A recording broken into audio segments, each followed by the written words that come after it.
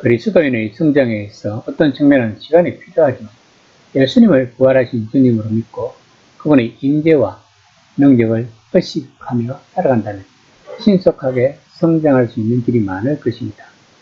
본문에서 바울은 성장이 어떻게 일어나는지, 성장이 일어나도록 하나님이 교회에 주신 것이 무엇인지, 그것이 왜 중요한지를 보여주고 있습니다. 그리스도인으로서의 성장이 중요한 이유는 그리스도인들이 성장하지 않으면 그리스도인다운 마땅한 모습에서 멀어지게 하는 온갖 속임수에 아주 취약하기 때문입니다. 어린 그리스도인들이 적어도 그런 속임수를 알아차리고 저항할 수 있는 지점까지 성장하기를 열망해야 할 것입니다. 그렇게 하지 않으면 교회는 바람과 파도의 방향을 잃고 속수무책으로 망망대해에 떠있는 작은 배와 같다고 할 수밖에 없을 것입니다.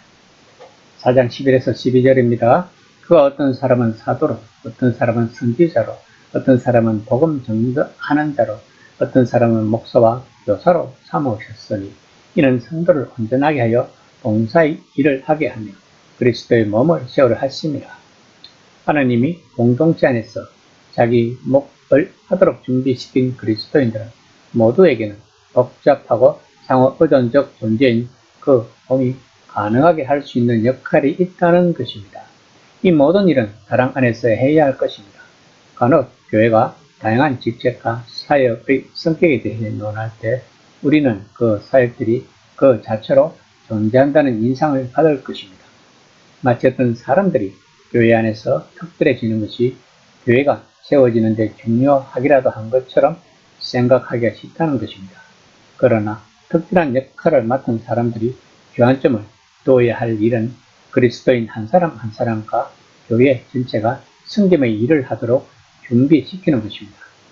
본문에서 분명히 지적하듯이 하나님이 사람들을 불러 사도, 선지자, 복음 전도자, 목사, 교사가 되게 하신 목적은 모든 그리스도인이 몸 전체를 세우는 일에 부르심을 받은 대로 섬길 수 있도록 하는 것이 사명이기 때문입니다. 본문에 나오는 직책 목록은 완전하지는 않습니다. 바울은 다른 데서 다른 직책도 덧붙이고 있습니다. 하지만 이 5 직책은 교회의 첫 세대들을 세우는 데 아주 중요했을 것입니다. 사도들은 부활을 증언하는 사람들이었습니다. 부활은 교회의 기초이며 부활하신 예수님을 본 사람들의 증언이 첫 기독교 설교였기 때문입니다. 초기 그리스도인 선지자들은 특히 신약 성경이 기록되기 이전에 교회를 인도하고 지도하며 주님의 이름으로 말씀을 전했던 것입니다. 복음 전도자들은 십자가에 못 박힌 예수님이 죽은 자들 가운데서 살아났었으며 그분이 이스라엘의 메시아요 세상의 진정한 주라고 세상에 선언했던 것입니다. 목사들은 어린 교회들을 돌봤고 교사들은 그들이 더 잘 이해하도록 훈련하고 성장시켰던 것입니다. 4장 13에서 14절입니다. 우리가 다 하나님의 아들을 믿는 것과 아는 일에 하나가 되어 온전한 사람을 이루어 그리스도의 장성한 분량이 충만한 데까지 이르니니 이는 우리가 이제부터 어린 아이가 되지 아니하여 사람이 속임수와 간사한 유혹에 빠져 온갖 교훈의 풍조에 밀려 요동하지 않게 하려 함이라. 세상에는 우리를 이용해서 돈을 벌려는 사람들, 우리의 감정이 약하거나 흥분된 상태일 때 우리를 함정에 빠뜨리는 사람들, 혹은 자신들의 특정한 교훈으로 우리를 끌어들이는 사람들이 많을 것입니다. 이런 현상은 바울 시대에서도 똑같았을 것입니다.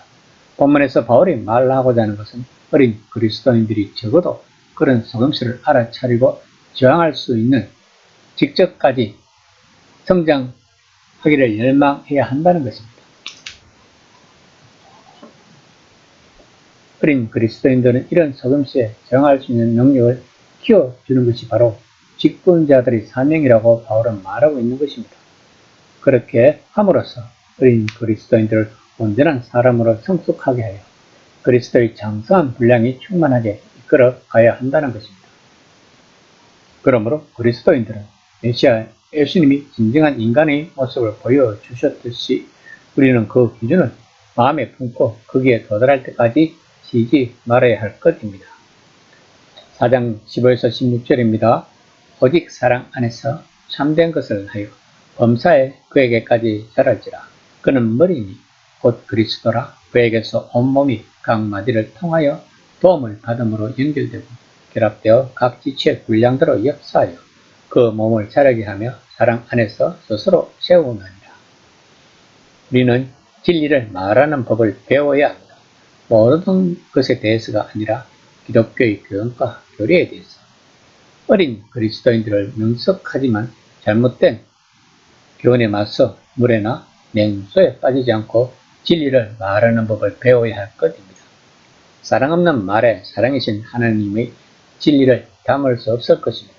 그러나 성장의 가장 중요한 결실은 우리가 이런 성숙의 과정을 거쳐 진정으로 원리상 이미 우리의 모습인 메시아의 몸이 지체들이 되는 것입니다. 바울은 이미 이 서신에서 몇 번이나 이를 이야기했지만 여기서는 특히 두 가지 면에서 강조하고 있습니다. 첫째, 그는 이 몸이 머리이신 그리스도에게까지 성장해야 한다고 이야기하고 있습니다. 이는 좀 이상한 표현처럼 보입니다. 인간의 몸은 머리에까지 자라는 것이 아니라 머리로부터 생명을 얻고 지시를 받기 때문입니다.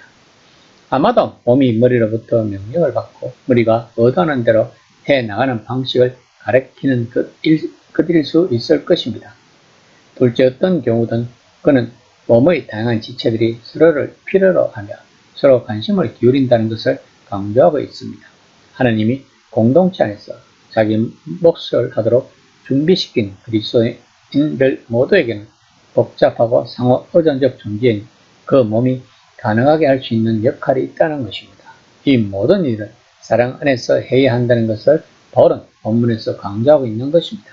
그렇다면 하나님은 이 모든 것을 위해 무엇을 준비하셨는가요? 그것은 바로 11절에 나오는 사용 목록일 것입니다. 이 시간 과연 우리들 교회에는 어떤 부분에서 성장하고 성숙해야 하는가? 또는 그 일이 가능하도록 하나님은 어떤 선물을 주셨는가? 그리고 어떤 거짓 교훈을 경계해야 하는가를 한번 생각해보는 시간이 되었으면 합니다.